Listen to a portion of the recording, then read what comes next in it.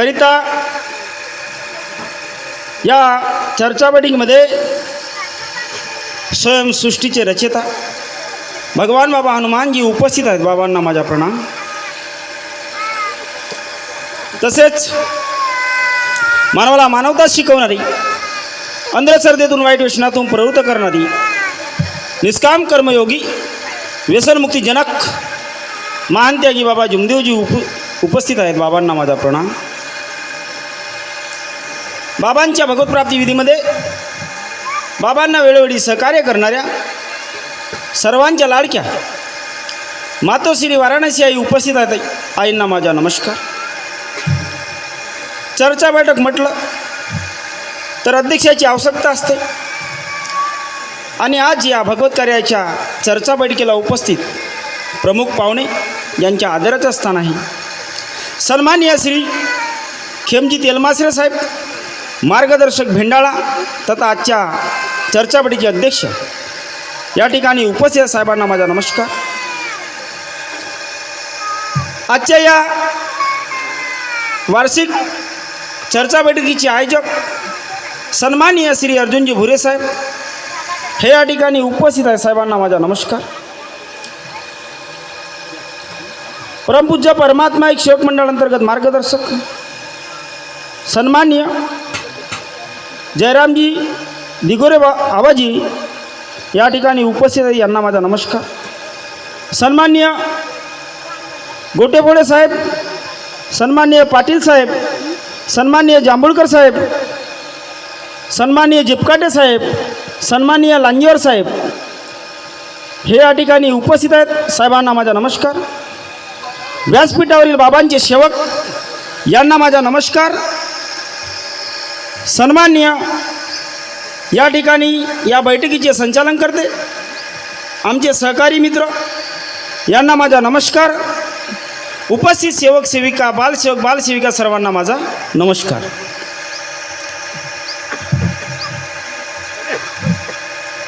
तर या ठिकाणी 4 तत्व 3 शब्द 5 नियम आलेले अनुभव मानव जागृती या विषयावर या ठिकाणी एका परमेश्वराची बैठक सुरू आहे. कोणी म्हटलं की मानव धर्माची शाळा आहे, ही चर्चा बैठक आहे.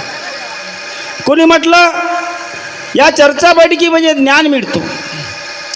खरं आहे, मानवधर्माची शाळा आहे ज्ञानाची लाट. मानवधर्माची शाळा आहे ज्ञानाची लाट, इथेच मिळतो यशाच्या शिखराची वाट. अशा या सुंदर शाळेमध्ये शिकतो आम्ही मानवधर्माच्या शिकवणीचा परिपाठ, मानवधर्माच्या शिकवणीचा परिपाठ. आणि आजचा परिपाठ तत्वशब्द नियम आलेले अनुभव आणि मानवधर्माची शिकवण या विषयावर या ठिकाणी सुरू आहे. तर सन्माननीय या बैठकीचे आयोजक ज्यांनी विषय ठेवला, विषय मांडला की नियम नंबर 25वर महान त्यागी बाबा जुमदेवजी यांच्या प्रतिमेला वर्गणी गोळा करून हार टाकू नये असं नियमावलीत नमूद आहे. त्याच विषयाकडे मी ओढतो आहे की त्या नियमावलीमध्ये टोटल 174 नियम आहे. मार्गदर्शकांसाठी, मार्गात येणाऱ्या सेवकांसाठी, साध्या व पक्क्या सेवकाकरता, त्यागाकरता, असाध्य रोगाकरता, हवनाकरिता आणि विधवा स्त्रीसाठी. परंतु नियमावली आपण वाचतो जरूर, पण नियमाचा आपल्याला अर्थ कळत नाही कधी कधी. तर माझ्या माहितीप्रमाणे, अनुभवाप्रमाणे आज आपल्याला मंडळातून जो आपला 41 दिवसाचा त्याग होतो आणि त्यानंतर आपण भगवंताच्या आणि तत्वाच्या प्रतिमेकरता मंडळात जातो, त्याचबरोबर आपल्याला आपले धर्मसंस्थापक महान त्यागी बाबा जुमदेवजी यांचीसुद्धा प्रतिमा मिळते आणि मातोश्री वाराणसी आई यांचीसुद्धा प्रतिमा मिळते. तर बऱ्याचशा परिसरात, बऱ्याचशा शाखेमध्ये बऱ्याचशा संघटनांमध्ये असं नियम चालू आहे की त्या प्रतिमा मंडळातून मिळालेल्या त्यांना चेरव मांडतात. चेरव मांडून त्या ठिकाणी बाबाच्या प्रतिमेला, आईच्या प्रतिमेला हार टाकतात, अगरबत्ती लावतात, कापूर लावतात. ह्या क्रिया आम्ही 2012 पासून पाहत आलो. बाबा व्यक्तिगत हार स्वीकार करत नव्हते, कारण बाबा म्हणायचे आपल्या मार्गदर्शनात की मी त्यागी आहे म्हणे. व्यक्तिगत हार स्वीकार केलं नाही म्हणे आणि करणार नाही म्हणे. आता सार्वजनिक हार स्वीकार केला म्हणे, हा संस्थेनं टाकला आहे म्हणे, संस्थेच्या अधिकाऱ्याने टाकला आहे म्हणे. आणि जे त्यागी सेवक आहेत, या संस्थेचे पदाधिकारी आहेत, त्यांच्या पैशाने तो हार बाबांनी स्वीकार केला आहे म्हणे. तर आपल्या निवासस्थानी जेव्हा त्यागाचं हवनकार्य असते, तर त्या प्रतिमा चेअर मांडून त्याला त्या घरमालकाच्या वतीने किंवा आपण काही सेवक मिळून वर्गणी गोळा करता येत नाही. आणि ही क्रिया बऱ्याचशा परिसरात, बऱ्याचशा संघटनांमध्ये आम्ही पाहिलं. कारण काही लोकांनी पैसे काढून हार आणलेले आहेत आणि त्या बाबाच्या प्रतिमेला, आईच्या प्रतिमेला टाकलेले आहेत. काही मार्गदर्शकांनी अशी सूचना दिली घरमालकांना की तुम्ही 4 हारी घेऊन या, मग आम्ही या ठिकाणी काही सेवक येणार आणि मग त्या ठिकाणी पैसे देणार आणि मग ते हार बाबाच्या, आईच्या प्रतिमेला टाकणार. तर ही क्रिया नाही आहे बाबांची. बाबांनी बाबांच्या मानधर्म स्थापन केलं 1949 पासून. हे क्रिया कधी सांगितली नाही. बाबांनी व्यक्तिगत हार स्वीकार केला नाही, कारण की बाबा त्यागी आहे आणि सेवक अंत्यागी आहो. सेवक फक्त पक्का झाला, पक्का झाला, घरी प्रतिमा आली, त्याला वाटते की मी पक्का झालो, आता मला कसल्याच प्रकारची कोणतीच गरज नाही. पण सेवक हा पक्का कधीच होत नसतो, या त्यागी पूर्ण कधी होत नसतो. पूर्ण जरी त्यागी झाला असता तर याला खरंच परमेश्वराचा परिचय झाला असता. आणि बाबाला दर 12 वर्षांनी जे आत्मशुद्धीकरणाचे कार्य येतात ते करावंच लावायचं. नियम नमूद करावं नसतं लागलं किंवा आदेश द्यावं नसतं लागलं. म्हणून आपल्या ज्या निवासस्थानी, आपल्या घरी आई बाबाची जी प्रतिमा आहे त्याला आपण व्यक्तिगत हार टाकू शकत नाही. हे बाबाच्या आदेशाच्या बाहेरचे काम. परंतु आमच्या विचारात कुठंतरी बदल झालेला आहे आणि मार्गदर्शक लोकच ते क्रिया करायला लावून राहिलो. बाबांनी आपल्या नावाची ज्योत नाही दिली. बाबांनी त्या परमेश्वराच्या नावाची ज्योत लावण्याचे अधिकार आपल्याला दिलं. बाबा आपल्या मार्गदर्शनात सांगायचे, मी माझ्या नावाची ज्योत लावण्याचे अधिकार दिले नाही म्हणे, त्या परमेश्वराच्या नावाची ज्योत लावण्याचे अधिकार दिला आहे म्हणे. आणि बाबा आपल्या मार्गदर्शनात नेहमी म्हणतात की तुमचा परमेश्वर तुमच्यापाशी आहे, तुमचा भगवान तुमच्यापाशी आहे. बाबांनी आपला परिचय आपल्याला करून दिलेला आहे. बाबांनी बाबाला परिचय झाला, त्या सृष्टीच्या रचयित्याने जेव्हा आपला परिचय करून दिला तेव्हा त्यांनी सांगितलं, त्या निर्गुण निराकार दैवी शक्तीने सांगितलं कि हे मानव तू मुझे कहाँ ढूंढ रहा है, मैं 24 घंटे तेरे पास हूँ, जिस पल मैं तुझसे छूट जाऊंगा तेरा शरीर मृत्यू हो जाएगा. तेव्हा बाबाला समजलं. तेव्हा बाबाला विचार केलं की अशी कोणती शक्ती आहे जिच्यामुळे मी जिवंत आहे. आणि बाबा निराकार अवस्थेत असताना बाबांनी आठवलं, बाबाला आठवलं की आत्मा हाच परमेश्वराचा अंश आहे, तो जरी निघून गेला तर माझा शरीर मृत्यू पावेल. म्हणून बाबांनी भगवान कुठं पाहिलं ते सांगितलं. अरे मी पाहतो म्हणे, मी तुमच्यामध्ये भगवान, प्रत्येक नर नारीमध्ये भगवंत पाहतो म्हणे. तुम्ही कुठं पाहता म्हणे, एखादं उभावानं सांगा म्हणे. बाबांनी सांगितलं की मी भगवान पाहतो, पण कुठं पाहतो? तुमच्यात पाहतो. प्रत्येक नर नारीत भगवान पाहतो. जसं मी हा मोबाईल आहे म्हणतो, तसं बाबांनी म्हटलं नाही की हा भगवान आहे. कधी म्हटलं नाही.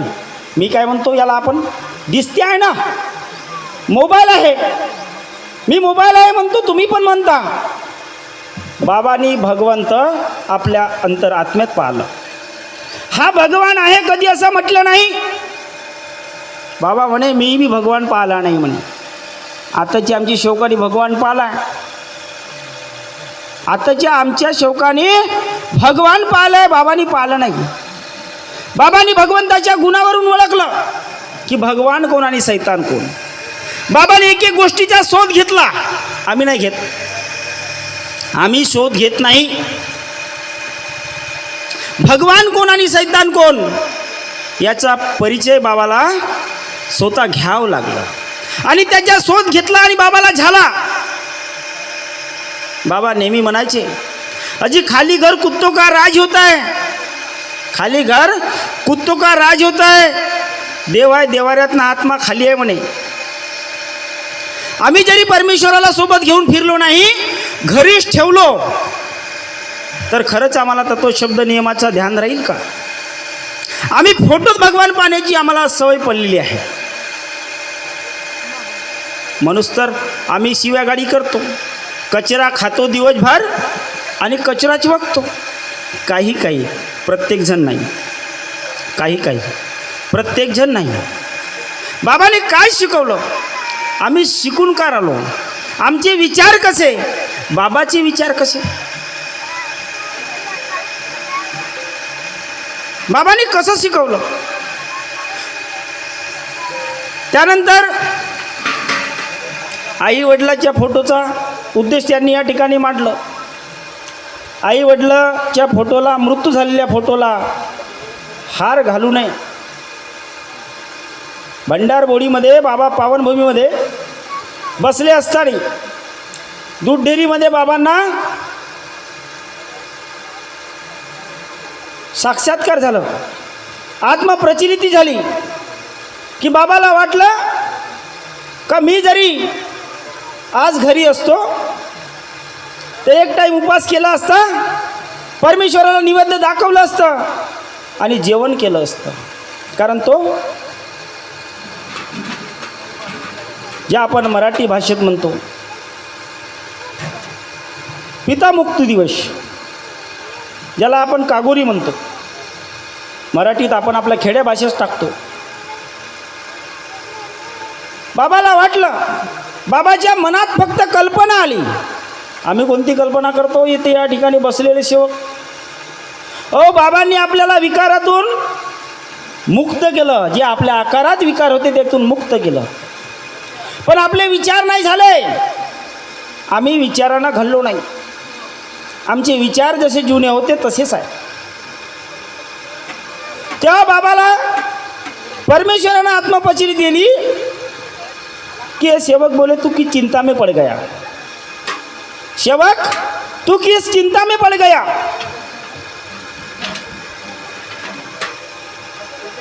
तेरा पिता जब जीवित थे उसकी मृत्यु हो गई और उसके शरीर में जो आत्मा थी वो मुझ में विलीन हो गई और तेरे पिता का जो शरीर था तूने जलाकर राख कर दिया. अब तू एक ही भगवान को मानता है, तू एक ही भगवान को मानता है, तो सेवक तू किसकी पूजा करता है? उस राख की पूजा करता है या मेरी पूजा करता है? तेव्हा बाबाच्या विचाराचे म्हणजे आत्मविचाराचं शुद्धीकरण झालं. परमेश्वराने परिचय करून दिला, आत्मप्रचिती दिली. भगवान दाखवलं नाही, कोणी येऊन सांगितलं नाही, बाबाच्या अंतरात्म्यातून आवाज निघाली. बाबाच्या अंतरात्म्यातून आवाज निघाली आणि तेव्हा बाबाच्या विचाराचा शुद्धीकरण झाला. आणि तेव्हापासून बाबाने मृत्यू झालेल्या लोकांची पूजा बंद करायला सांगितली. मग हार टाकायचा प्रश्नच कुठून लाव. अरे आपण एकाच भगवंताला मानतो. माझे वडील 2004 मध्ये मृत्यू पावले आणि माझ्या वडिलाची आत्मा त्या परमात्म्यात विलीन झाली आणि मी राखाचं विसर्जन केलं. आणि आता कुठं पाहतो वडिलांना? फोटोत वडील पाहण्याची सवय आम्हाला पडलेली आहे. फोटोत देव पाहण्याची सवय पडलेली आहे. ते सवय अजूनपर्यंत आमची बंद झालेली नाही. मग आता हार टाकण्याचे प्रश्नच नाही आहेत. आम्ही एकाच भगवंताला मानतो. आपला भगवान आपल्यापाशी आहे. मी सांगतो तो ऐकते. प्रॅक्टिकल अनुभव प्रत्येकाला आलेला. मी सांगतो तो ऐकते. प्रॅक्टिकल अनुभव प्रत्येकाला आलेला आहे. 8 दिवसापूर्वी माझ्या पोटाचा विकार निर्माण झाला. मुद्दा मारून दुखून येत होता. मला असं वाटलं की ॲसिडिटीचा परिणाम झाला असेल, पण ॲसिडिटी झालीच नाही. पण हाड मासाच्या पंचतत्वाच्या शरीर बनलाय, त्याला दुःख येणार आहे. कारण दुःख येणार नाही तर आम्ही अनुभव आणणार कुठून? सुख दुख तो अतिथि है. जे सुख दुख अतिथि है, वो बारी बारी से आएंगे और चले जाएंगे. अगर वो नहीं आएंगे तो हम अनुभव कहाँ से लाएंगे? वो दुःख आए इसीलिए अनुभव आया है. तेव्हा परमेश्वराला मी विनंती केली आणि सकाळ संध्याकाळ कंटिन्यू 3 दिवस तीर्थ घेतलं. त्यानंतर माझ्या पोटाच्या दुखण्याचा विकार पूर्णपणे नाहीसा झाला. पुन्हा बंद केला. पुन्हा दुसऱ्या दिवशी विकार निर्माण झाला. पुन्हा 2 दिवस तीर्थ घेतलं. गोळी खाल्ली नाही. कारण माझा भगवान माझ्यापाशी आहे. मला तेवढा विश्वास आहे त्याच्यावरती. मी बोलतो तो ऐकते. मी शब्द सांगतो तो माझ्या शब्दावर कार्य करते. माझा भगवान माझ्यापाशी आहे. 2 दिवस पुन्हा तीर्थ घेतलं. 7 शब्दाचे तीर्थ बनवलं. आता विचार केला का या विकारासाठी तीर्थ बनवायचे नाही. आखरी तीर्थ घेतलं 7 शब्दाचे तीर्थ घेतलं. आणि त्या 7 शब्दाचे तीर्थ घेतल्यानंतर अजिबात जो मुड्डा मारून दुखून येत होता तो विकार पूर्णपणे नाहीसा झाला. ऐकलं की नाही? प्रॅक्टिकल अनुभव आला. हा मार्ग प्रॅक्टिकलचा आहे. एक राजा होता, एक राणी होता असं नाही. असा अनुभव की सांगण्याचा मार्ग नाही, हा प्रॅक्टिकलचा मार्ग आहे. त्यानंतर बरेचसे लोक आम्ही जुन्या विचारात जीवन जगून राहिलो. काही सेवक आम्ही पाहतो जे त्या प्लेटामध्ये रक्षा पडते, रक्षा ते मस्तकाला लावतात, इथे गळ्याच्या खाली लावतात. आता हे कुठून क्रिया पाहतो जी? म्हणजे आमचे जुने विचार बंद झाले का? आमचे जुने विचार बंद झालेच नाही. आम्ही रोज म्हणतो पण झाले का? बाबा ने 1971 संदेश दिला कि इस मार्ग पे चलना है तो पुराने तत्व बदल देना चाहिए. हम पुराने तत्व बदलवले का? गलत चलने की भूमिका छोड़ देनी चाहिए. बुरे व्यसन बंद करना चाहिए और भगवत कृपा में हृदय में रख के सत्य मर्यादा प्रेम से चल के हमें जीवन सफल बनाना है. तो क्या हम पुराने तत्व छोड़ दिए? अभी पुराने तत्व चेंज कर दिए? अरे वही तत्व पे हम चल रहे हैं. इसीलिए हमारा जीवन जो है वो आगे पीछे चल रहा है. मग रक्षा लावण्याचे काय उद्देश आहे? परंतु लावतात. पण लावू नये. मला असं तरी वाटते की कोणी सेवकाने ती रक्षा कपाळाला या गळ्याला लावू नये. कोणी धुते, कोणी नाही धुत. आता एखादं तुम्ही बोललं, मार्गदर्शक बोलते. आम्ही खटोलीजीने म्हटलं की मार्गदर्शक बोलता तुम्ही येता रागाला. मार्गदर्शक जेव्हा बोलते तेव्हा तुम्ही येता रागाला. आणि परीक्षा घेण्यास आले, तुम्ही ओळखले का बाबाला? असं त्यांनी म्हटलं. खरं म्हटलं. एखाद्या मार्गदर्शकांनी एखादा नियम बंधन तोडला तर आम्ही रागाला येतो रपना. मग बाबाला कुठं पाहतो? आज बी आम्ही बाबाला फुटूत पाहतो. बाबाला आम्ही फोटोतच पाहतो, हे आमची मानसिकता बनलेली आहे. या मार्गात आपण जुळलो. उद्देश काय आहे? उद्देश काय आहे? बाबांनी काय शिकवलं? बाबाचा उद्देश काय होता? आपला उद्देश काय आहे याचा विचार आपल्याला शौकाला करायचा आहे. अजी थोर महात्मे होऊन गेले. आता या ठिकाणी काहीतरी कार्यक्रम चालू आहे. आम्ही बाथरूमकडे गेलो, त्या ठिकाणी आवाज ऐकला की भगवान निर्गुण निराकार आहे, तो चैतन्य आहे, तो आत्म्यात विराजमान आहे, तो कंठातून येऊन बोलतो आहे. हे बाबांनी सांगितलं, बाबांनी सांगितलं आहे, संतांनी सांगितलं आहे. पण बाबांनी त्यांच्या पलीकडे सांगितलं आहे, कारण मार्ग हा जगा वेगळा आहे. थोर महात्मे होऊन गेले, चारित्र्य त्यांचे पहा जरा. आपण त्यांच्या समान व्हावे, आपण त्यांच्या समान व्हावे, हाच सापडे बोध खरा. बाबांनी सांगितल्याप्रमाणे बाबांच्या शिकवणीनुसार आपल्याला कार्य करायचे आहे.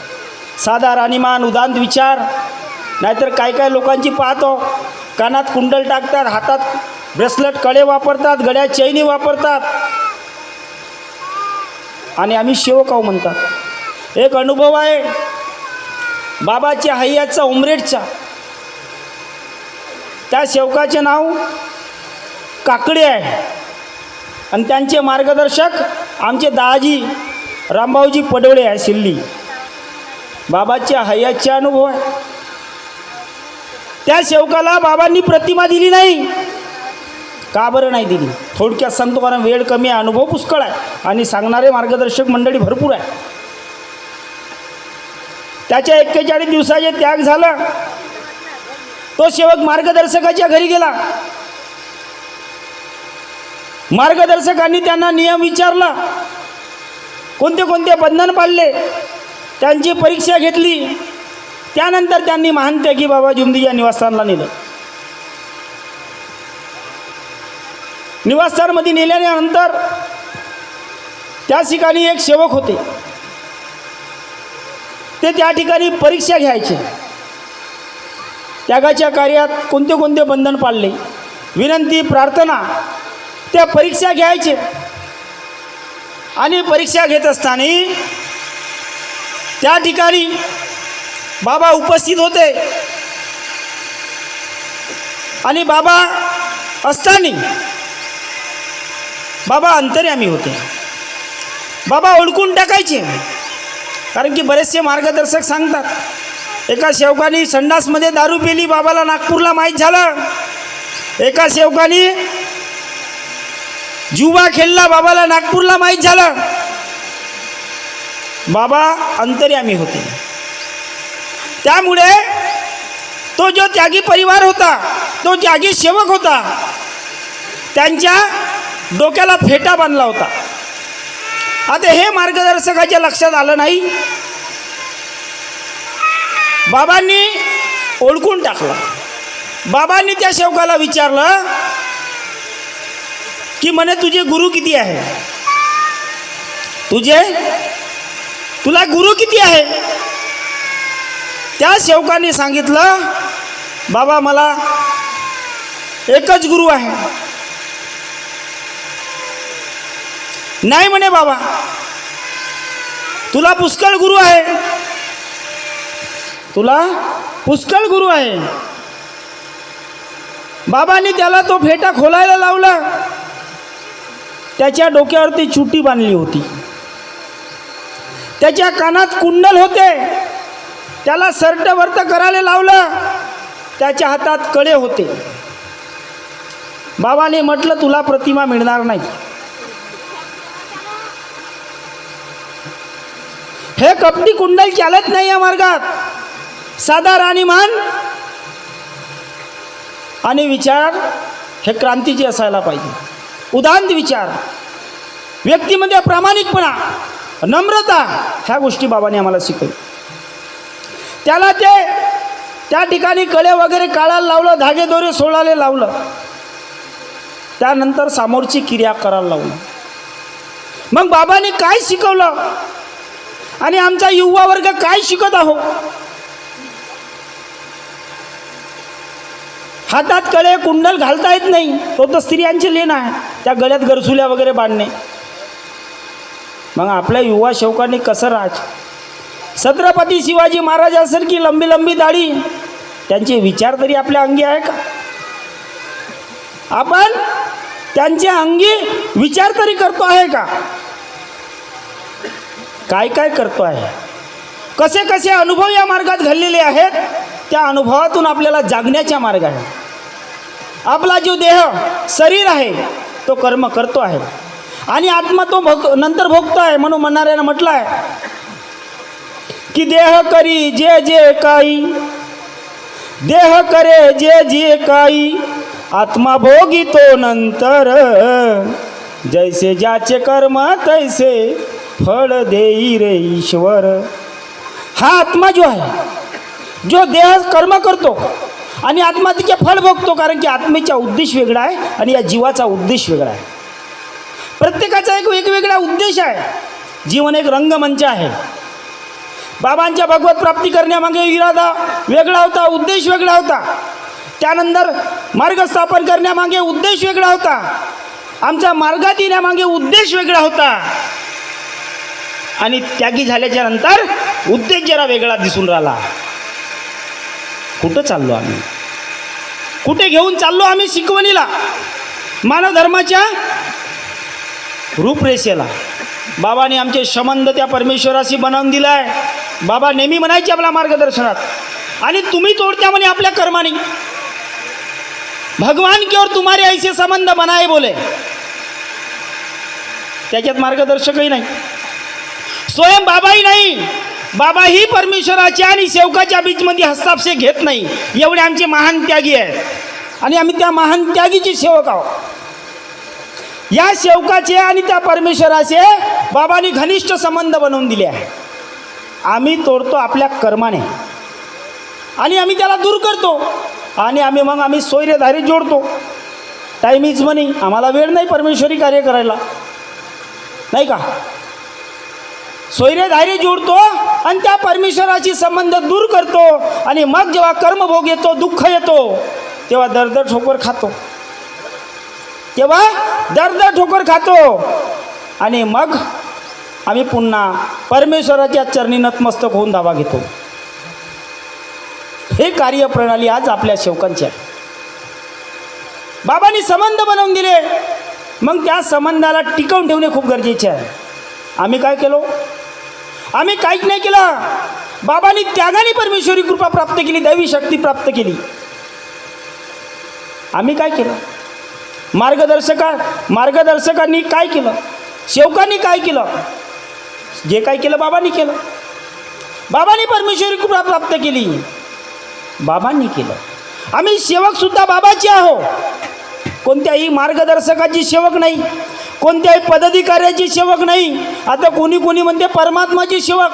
आम्ही परमात्माची सेवक नाही. मी म्हणतो आम्ही त्या महान त्यागी बाबा जुमदेवजीची सेवक आहो. गर्वानं सांगतो आम्ही बाबावाले आहो. गर्वाने सांगतो आम्ही बाबावाले आहो. कारण की एवढा मोठा सृष्टीचा रचेता, सूत्रसंचालन करणारी दैवी शक्ती बाबाने प्राप्त केली आणि ती आमच्यापाशी कमवून दिली.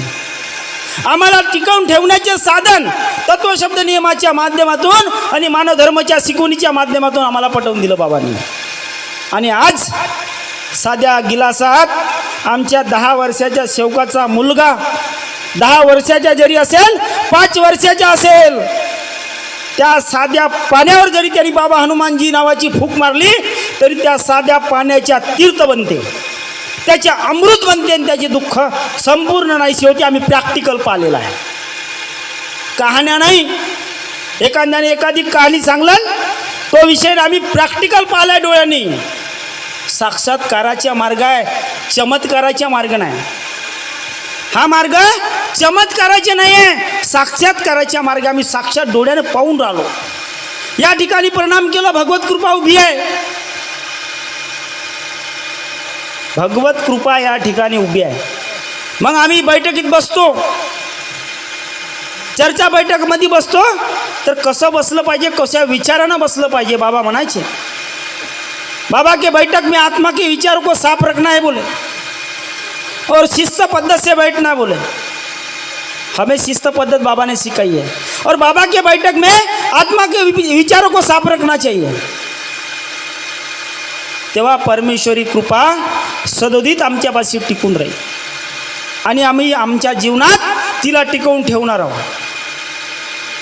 नाहीतर या मार्गात सुद्धा आम्ही आलो, आज बरेचसे परिवार पाहून राहिलो, त्यागी झाल्याच्या नंतर सुद्धा दुःखी आहे, समाधानी नाही। याचे कारण काय?